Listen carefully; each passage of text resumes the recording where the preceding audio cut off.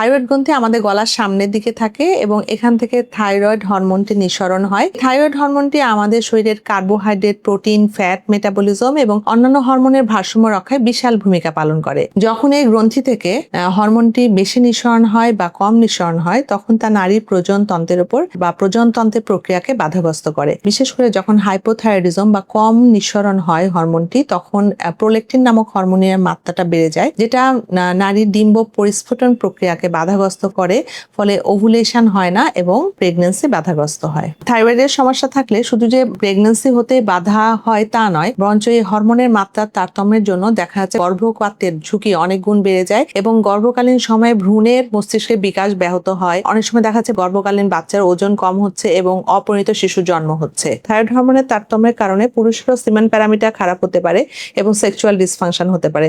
তাই থাইরয়েড হরমোনের তারতম্য নারী ও পুরুষ উভয়েরই সন্তান ধারণে ব্যর্থতা বা সন্তান ধারণে বাধাগ্রস্ত হওয়ার একটি অন্যতম কারণ হতে পারে। সেজন্য যারা অনেকদিন ধরে চেষ্টা করেও যাদের প্রেগন্যান্সি হচ্ছে না, তারা অবশ্যই একজন ফার্টিলিটি ডক্টরের শরণাপন্ন হন। চিকিৎসকের পরামর্শ অনুযায়ী একটু সিম্পল ব্লাড টেস্ট করে জেনে নিন যে থাইরয়েড হরমোনের কোনো তারতম্য আছে কিনা এবং তার পরামর্শ অনুযায়ী ট্রিটমেন্ট নিন। তবে ভালো খবর হলো, সঠিক ওষুধের মাধ্যমে হরমোনের তারতম্য নিয়ন্ত্রণে রাখলে অধিকাংশ নারী খুব অল্প সময়ে স্বাভাবিকভাবে গর্ভধারণ করতে সক্ষম হন।